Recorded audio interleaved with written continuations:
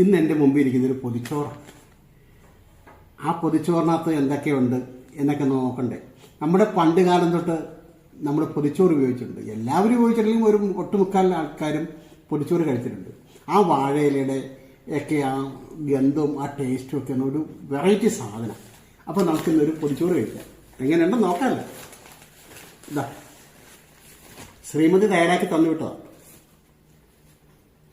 ആദ്യം നമുക്കിതിനകത്ത് എന്തൊക്കെയുണ്ടെന്ന് നോക്കാം.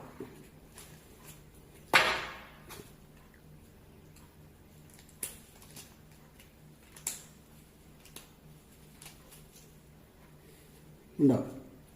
ഇതൊരു ഒഴിച്ചുകൂട്ടാനാണ്. അത് പോകാതിരിക്കാൻ ഇങ്ങനെ കുടുംബം പോലെ കെട്ടിയിട്ട് റബ്ബർ വാലിട്ടിരിക്കുക. ഇത് മുട്ട പൊരിച്ചത്.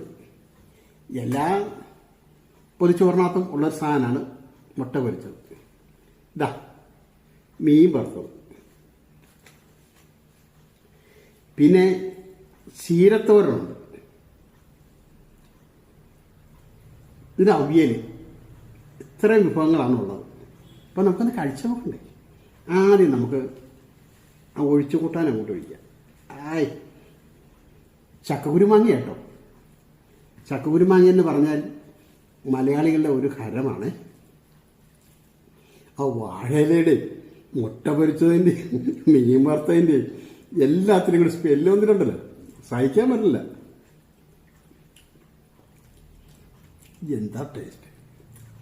ജീവിതത്തിൽ ഒരു പ്രാവശ്യമെങ്കിലും നമ്മൾ വാഴയിലയിൽ ഊണ് കഴിക്കണം. വാഴയിലയല്ല, ഈ പൊതിച്ചോറ് കഴിക്കണം കേട്ടോ. അത്രയ്ക്ക് എഫക്റ്റാണ് ഞാൻ മുട്ട പൊരിച്ചത്.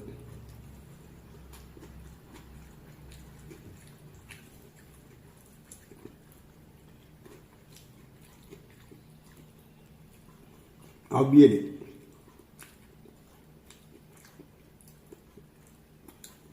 എല്ലാത്തിനും ആ വാഴയിലയുടെ ഫ്ലേവറുണ്ട്.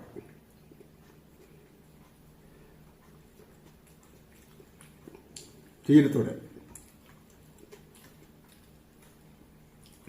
മീൻ വറുത്തത്.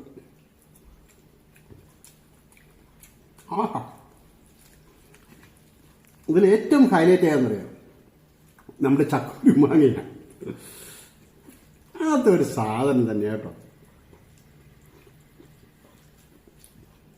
ശരി, എന്നാൽ ഞാനിത് കഴിക്കട്ടെ.